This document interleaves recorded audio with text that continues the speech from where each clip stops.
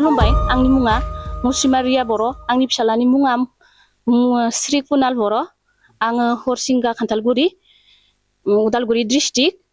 आङो मा होनो बेखौनो बुंनो सानो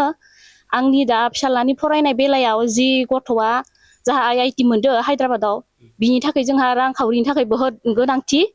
बिनि थाखाय सोरबाफोर माने जोंनि BTC नि चिफ मिनिस्टार हाग्रामा महिलारि सारखौनो आङो अननानै माने रिक्वेस्ट खालामदो आरो आंनि बे रांखान्थि बेलायाव मदद खालामगोन होननानै आं माने बेखौनो जेनेबा दिनैनि बे सानाव बुंफोरनानै होनाय जाबाय आरो नाथाय आंनि गथ'आ जे फरायनो गोसो नाथाय जों आरो थाखा फैसानि बेलायाव जोङो होनो हायाखै नाथाय बिथांमोना जे अननानै जि 4 बोसोर फरायनांगौ आंनि गथ'आ 4 बोसोर फरायनो थाखायथ' जि जोंहाथ' बेबायदि रां खावरि गैया जा आंनि हौवाया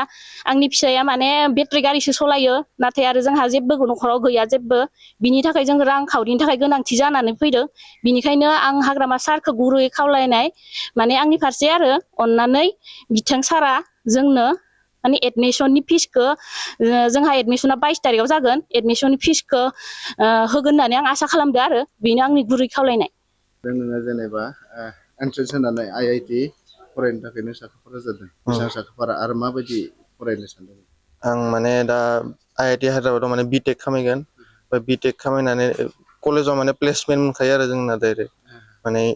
माने कानेक्सन थाखाय माने कम्पानिफोरजों माने डाइरेक्ट साकरि मोननायनि फिक्स थाखायो आरो ना एसे खस्थ' खालामनांगौ आरो बे समाव जिहेतु नोंथाङा एन्ट्रेन्सखौ होबाय एन्ट्रेन्स होनायाव नों बेवहाय मोजां फिथाइखौ लाना फैनो हाबाय दा बबेयाव होदोंमोन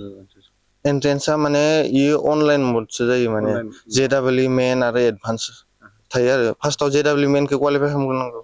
ओमफ्रायसो एडभान्सखौ होनो मोनो कचिंफोर लादोंमोन कचिंआ माबायाव अइल प्रज्ञान सुपारथारटि नगावआव लादोंमोन ओमफ्राय दाहाय बेवहाय थांनोबाथ' गोबांखिनि रांनि खरसा गोनांथि जाहैयो IIT हायद्राबादाव ना जायो न'खरनि अबस्थायाबो मोजां नङा मा सानदों माबा मोनसे खालामनांसिगोन आरो